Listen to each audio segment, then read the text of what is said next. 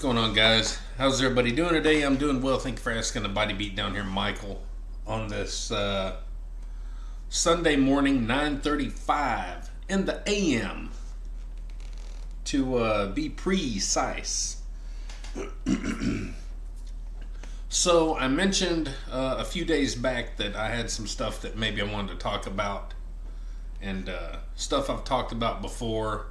And I mentioned that, well, sometimes you just got to talk about things, and whether you've talked about it before or not, you just got to talk about it again. And this is my outlet. YouTube is my outlet where I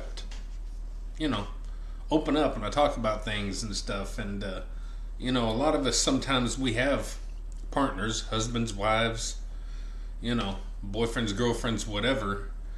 But they don't always want to hear what we have to say, and especially when you've been together with someone as long as my wife and I. And sometimes you kind of want to open up to strangers. That's why you go to therapy sometimes, because you're not talking to someone who's known you for 35 years.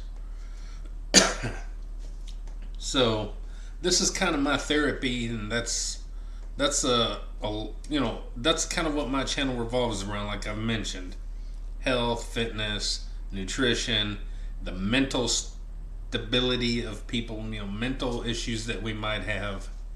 So sorry, my nose is always itching, driving me crazy. So anyway, it's what my channel is about, and sometimes I will make videos like this where I kind of touch on some stuff. So for those of you that have kind of heard some of this, you'll hear it again, and it's just the nature of the business. I get new people in here every other day, so they haven't heard some of this stuff, and my story and what I have to say might could help them, they might could help me. And so that's what this is about. It's about bringing stuff like this to the forefront. Is that the word? And trying to help yourself by getting it off your chest, and maybe help others to know that they're not alone, and stuff like that. So anyway, as those of you know, or you might not, I do have depression pretty bad, and it comes and goes from normal depression to extreme depression where you're having a lot of crazy thoughts and things, and all in between. There's never a day when I'm not just like not depressed. So that sucks. Basically, over the years, once I got older, I realized that, well, my depression probably started whenever I hurt my back when I was 25. So that's technically when it started, but my depression didn't get bad until 99. Marital problems.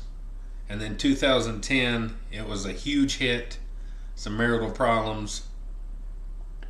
And since 2010, it's been just kind of a whole nother level. So it's something that I deal with every day. Michael, you could have got a divorce 20 years ago and moved on about your way, and got away from a lot of the depression. Well, could I?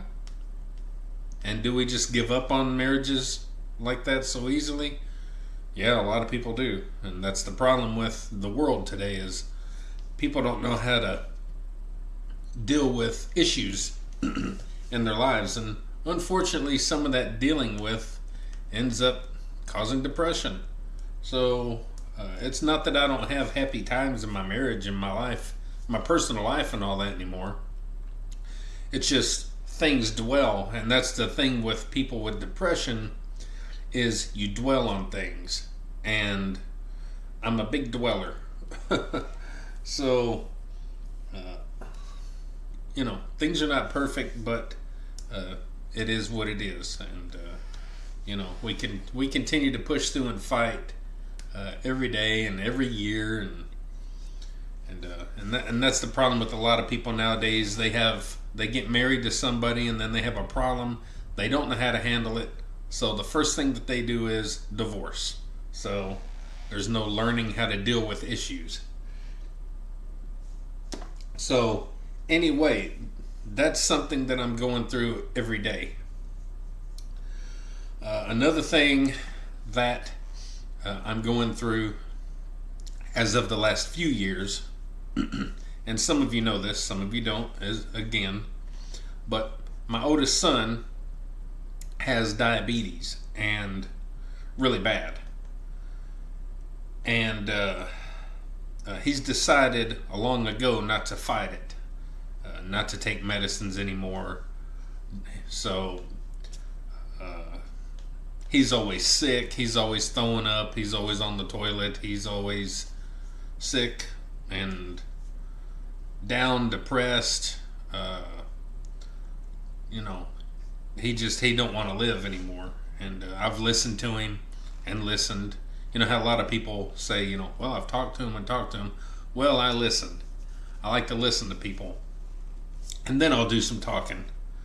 So I've listened and listened. I've tried to help, and I've tried to, you know, get through to him, but you know, he don't want to fight it. He don't like getting blood work. He don't like needles. He don't like, you know, having to check his, you know, his blood, you know, sugar levels and all that every day. He don't like to do any of that stuff, and he's just not willing to do it. So I've been going through this for, you know, couple hard years now. 2, 3. I mean, he's had it for probably 5 or 6 years at this point. I don't remember. I've lost track. But you know, in the first 2, 3 years, he could have changed his life and probably not even been on medication at all. Thousands, if not millions, of people do that every year. They change their lifestyles, and they can easily not even, go full-blown diabetes. Or if they are full-blown diabetes, it reverses it, and they can be totally normal and healthy again. Or at least minimal, have to take something.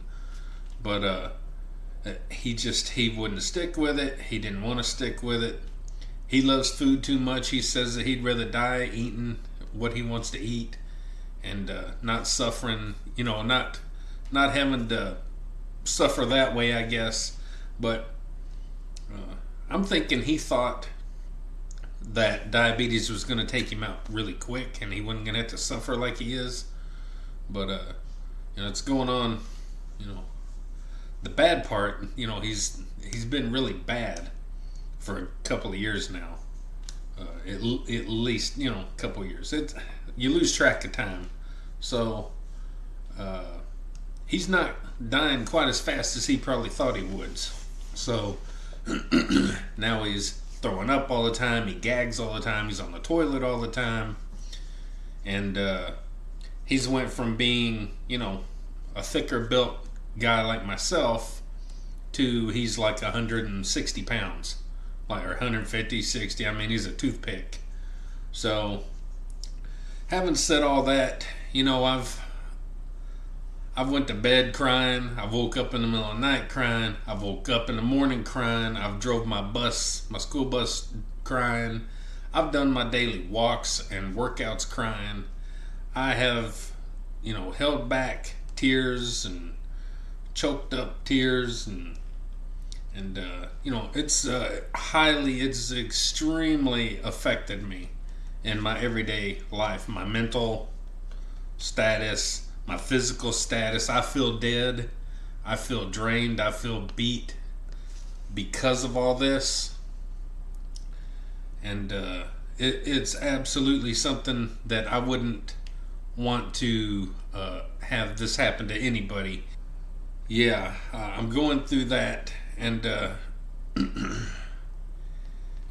so try to imagine, not getting sleep. You're not feeling good yourself now because you feel like you're just physically ill all the time because of, your personal issues, like I mentioned before, and then your son's issues, And you know, it's try to imagine just going throughout your day, much less trying to move this kind of weight and do this kind of stuff every day and keeping motivated and going. Which leads me to the thing that I found out that I realized a couple days back. Pardon me. Just had breakfast. I kind of realized that the last couple of months or so, at least, that I haven't felt as as spry, as strong, as much of a fighter, and as much of a go-getter, and a whatever you want to call it all. When I'm doing my workouts, you got that eye of the tiger, or you got the eye of house cat. So I've kind of noticed this, a while back, that I don't feel fired up like I was, and a lot of that is from these issues, but also what I realized was, how 9 times out of 10, when you start working out, a lot of times you end up maybe quitting, and then you come back, and then you quit, and you come back, and you quit. Quitting is a big thing when it comes to trying to take care of yourself. It's easy to quit. It's very difficult to keep taking care of yourself. So what I realized was I'm in that I want to quit stage. And my mentality now, though, since this new journey that I'm on since 2021, my mind won't let me quit. And so they're kind of colliding. And it's the I want to quit with the I don't want to quit and I can't quit. So I'm fighting that. And really, I'm not used to fighting that, because all the years that I worked out prior was off and on, off and on, off and on, off and on. So I never really had as much fire and determination in me, and I'm not used to that battle. And that's what I'm going through, and that's a large reason also why I've decided to step back from some of my, from worrying about going heavy. My bench press is a lot of that with the shoulder. I reached my 405 pound bench, goal that I went for. I've even done 410, and I've done them multiple times. So I felt like, I am not failing. I've already reached my goal. So let's go ahead and pull back because of my shoulder, but also because I've kind of lost that drive, that hardcore passion for coming in here and just killing it like I had. So that's what I'm going through. I'm going through a lot of stuff, and like we try to teach and preach, working out, fitness, and not just fitness, but just life in general, is 80, 85, 90% of the battle. And when you're not mentally there, it's rough. So that's kind of in a nutshell of what all's going on, and what I'm going through. And plus, I swear since October I've been sick on and off a few times, and from just your basic colds, this week, and now I'm okay, and then got it again, and then I'm okay, and then I got like some bronchitis, and I got on medication then, and my stomach got totally screwed up, I think from the antibiotics. And ever since then, my stomach has just felt nauseous and what's that from? Rocco's Modern Life. Anyway, I've just felt nauseous kind of in my stomach, and if you kind of burp, kind of burp or something, not a big crazy burp, but just like a burp, it's almost like you got chunks wanting to come up here. And I don't like to be too personal anymore, or too much information, but the older I get, the more I don't really care. So I'm on the toilet like all the time, and I don't know what's going on. I have a lot of you don't know, but I have a crazy thing going on with my blood platelet count. I have a low blood platelet count all of a sudden after 2020 when I took the old jabby jab and a booster jabby jab like an idiot. So now I have a low blood platelet count. Is it from that? I don't know. But it's just weird. So I have that going on, and I've had, ultrasounds done, multiple ones, and CAT scans, and I've had checkups and blood work and all kind of stuff over the past 3 or 4 years now. So anyway, there's a lot going on, and I know I'm not the only one. There's a lot of people out there going through a lot of stuff, and probably far worse than what I'm going through. But this is my story, and we all go through our own problems, and they're the biggest problems in the world to us. So this is what I'm going through. This is why you're seeing me slack off with the heavy weights, because obviously I'm not getting sleep. Even if you take naps in the daytime, you're not getting the proper sleep that you should have got at night. There's a reason that we go to bed at night, and that's to sleep. So I'm not getting the proper sleep. There's days when I work out with very little to no food, which means calories, which means protein, which means carbs, which means nutrients going throughout the body. There's a lot of times I'm working out with just eating breakfast at like 7:30, 8 o'clock in the morning, and I work out at usually 9 times out of 10 at 4 p.m. So a lot of times I've went that whole time without anything except maybe a Slim Jim or my little pre-workout that I eat, which I don't even do that much anymore. The little flour tortilla with some peanut butter and banana.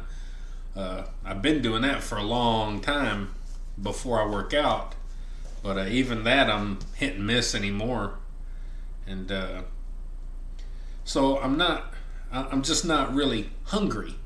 So moving that kind of weight with no sleep, not really being all that hungry, and really getting the proper food that you need, plus my mental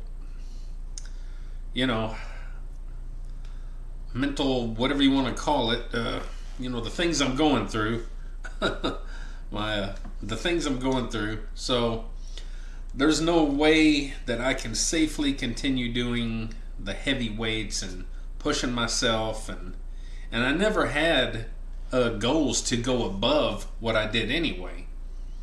I always said, if I can get this one time I'll be done. I don't care, one and done. I said that with my deadlifts. I said that with my bench press. I said that with my squats. One and done. But I've managed to, do them all multiple times, and even go up on my squats. So, and a little bit on my bench press. I only wanted to get to 405. I've done 410. So, and I've accomplished other things along the way, other goals that I've done. I've done deadlifts, 225 pounds for 30 reps. I've done deadlifts 315 pounds for 20 reps. I've done deadlifts 405 pounds for 10 reps. I've done sitting barbell shoulder presses. My PR is 280. I got it for 2 reps. I can do dumbbell sitting shoulder presses, the 100-pound dumbbells. I've done them sets and reps of 8s and 10s. And just crazy stuff that I never thought possible. And, heavy bent rows that I can do, and heavy shrugs I can do.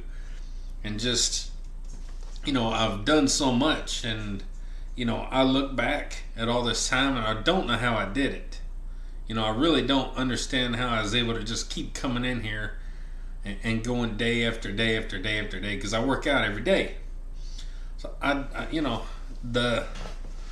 if anything, I have to give myself a little credit and pat myself on the back at least a little bit for all the stuff that I'm going through, and still able to come in here and do that kind of stuff. And again, I know there's people out there in the same situations and worse, and my hat comes off to you. I would, but it's a pain to put back on. But my hat comes off to you. And for anyone that's going through any of these problems with your kids or a spouse or boyfriend, girlfriend, or anyone like that that's going through these health problems like diabetes or cancer, something like that, and there's nothing that they want to do to try to help, they don't want to try to help themselves, man, I feel really, really, really horrible for you, because it's something that you don't want to deal with. It's something you almost don't know how to deal with, and it's life changing for everyone. And for a long time now, for at least a couple of years, I have conversations with myself out loud. I talk to myself. That's what I do. So I'm sitting here, and it's going to sound morbid, but it's just kind of where I'm at right now. And so I literally have, moments where I'm sitting here talking to myself of what I'm going to say at my son's visitation when he dies. Going through everything and how I'm going to try to react, and can I even speak? Will I be able to speak? And just going through it, and I do it all the time, like, multiple times a week. I'll be finding myself just talking and, thinking of what I'm going to say and what we're going to do. And, it's going to affect me, but it's going to affect my wife even more. And so I'm really concerned about her, because I'm kind of at a spot where I can handle things, and I've gotten myself there. Unfortunately, you kind of get a little bit more hardened in the heart a little bit, and I guess things kind of wear on you over time. So my issue is just worrying about my wife when the time comes, because it's not if, it's when. My son can't really get any worse. It's going to be him not waking up one day, and it's going to be bad. And but I look at my sister. I have 3 sisters and a brother, and they're all older than me, either 4 years older to 10 years older.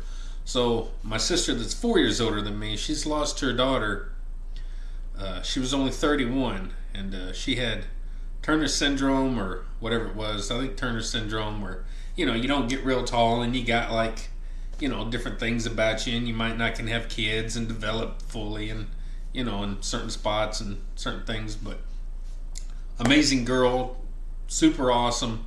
But my sister lost her in 2019, and that was rough, because she was an extremely loved and amazing young girl.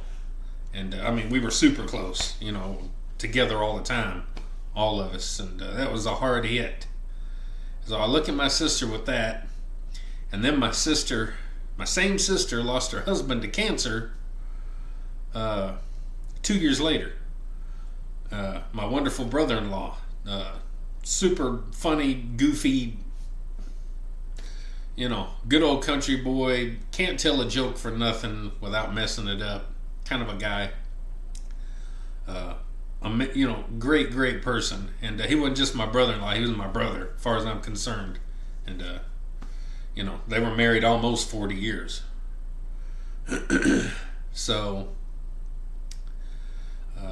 I look at her and I think, man, what all she's been through, it can't get any worse. We've lost our grandma in 2003, we lost our mom in 2016, and then we lost my sister's daughter in 2019. Then we lost my sister's husband 2 years later. So, I look at my sister and how strong she is, and I know she has moments. There's no way she don't really show it. She keeps things kind of personal and private. But I look at her as an example of how I want to be when this time comes. And so when I talk about people having it worse, she's probably right there with me, as having it worse. So, you never know what people are going through around the world, and there's a lot of people out there suffering. So, anyway, this is a long video, and it was just something that I needed to get off my chest. As a lot of you have heard the depression side and my son problems, and but I've not really talked about like how I'm feeling with my working out, with my workouts and stuff. Like I'm kind of battling that I want to quit, but I got to keep going thing, and that eats at you, and it's something that you got to deal with in order to keep going, because you don't want to quit again and have to start over again, because like I say, our health and fitness should be number one in our lives, and we all have at least 30 minutes to give ourselves every day for some sort of health and fitness. There's no reason not to. So 2025, I'm going to keep pushing through.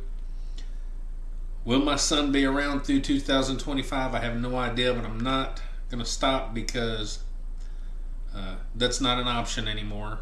And I'm going to push through, and I'm going to be strong. And anyway, so guys, that's just a little bit more information for you out there on me and my personal life and what's going on.